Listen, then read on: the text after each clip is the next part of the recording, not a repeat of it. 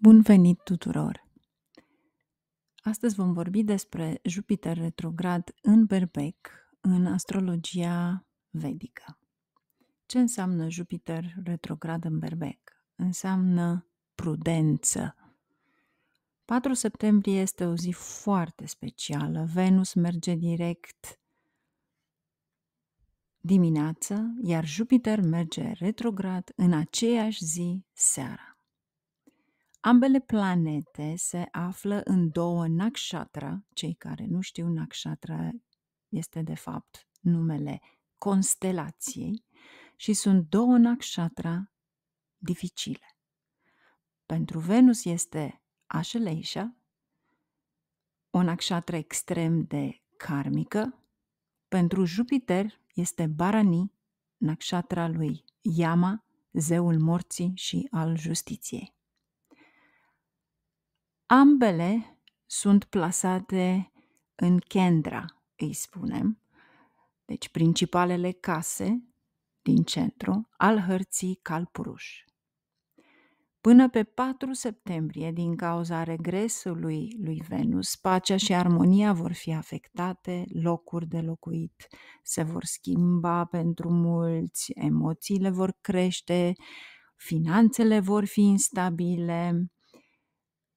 Acum, odată cu regresul lui Jupiter în Berbec, identitatea de sine va fi afectată, vor apărea îndoieli cu privire la faptul că ești pe drumul cel bun în viață, deci nu vei ști cu siguranță.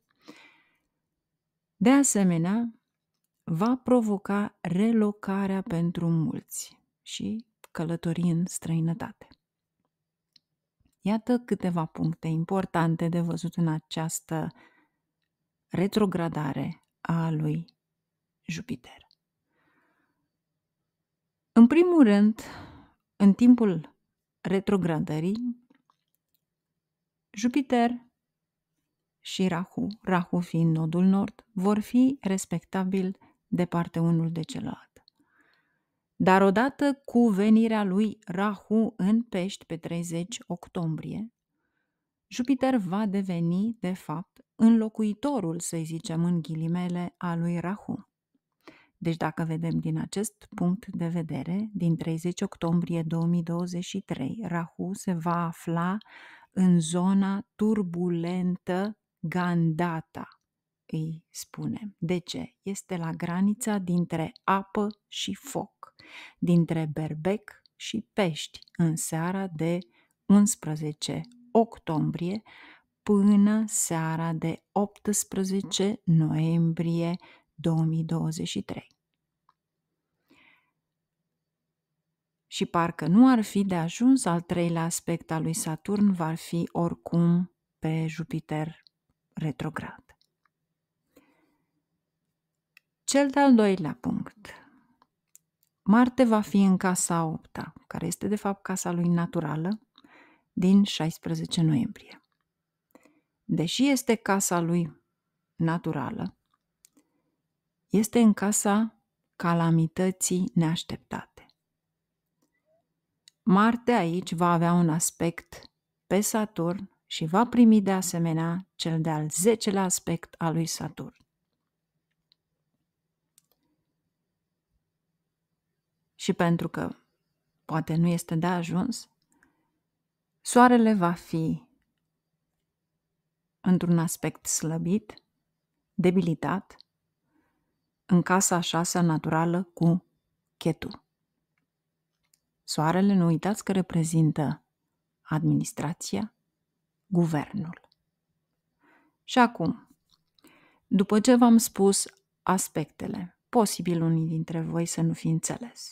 Mai pe înțelesul tuturor acum.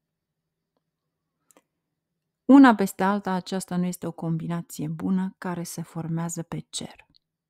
Nici una dintre planete nu este bine poziționată sau nu are un aspect curat, benefic. Indică un eveniment neașteptat care are loc după jumătatea lunii noiembrie, în special din 18 încoace. poate fi o calamitate naturală, poate fi un val a unei noi boli, deoarece Ketu și Venus sunt în Fecioară, casa 6 naturală a bolii. Ketu este acum departe de influența lui Jupiter, așa că nu mai există control divin asupra lui Ketu. Ketu fiind nodul sud, karma din trecut. Deci, în loc de relocare în străinătate, ar putea la fel de bine să însemne vizite la spital. De asemenea, poate însemna o fază foarte dificilă pentru stabilitatea relației.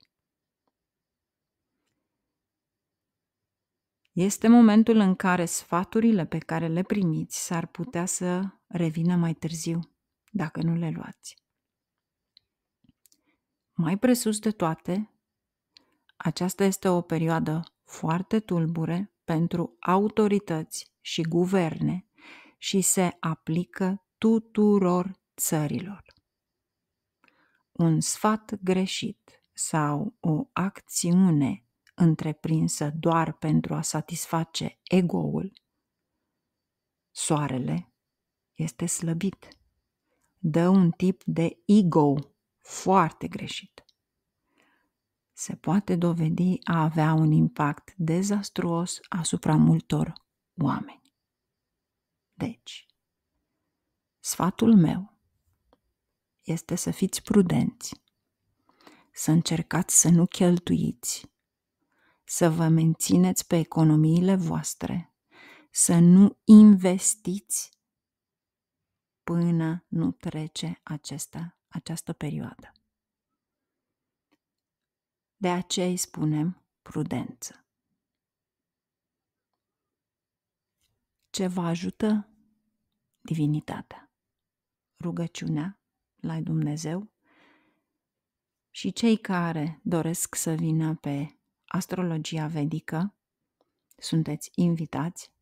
Există remedii de rugăciuni foarte puternice care pur și simplu anihilează orice acțiune malefică a planetelor.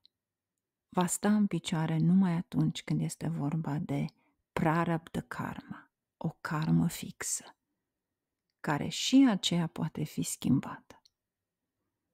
Din experiența proprie, oameni care o iau pe drumul spiritualității, ceea ce este superb, excelent, pentru că aduc pace, armonie, oameni care doresc o aliniere cu divinitatea, vor fi ajutați.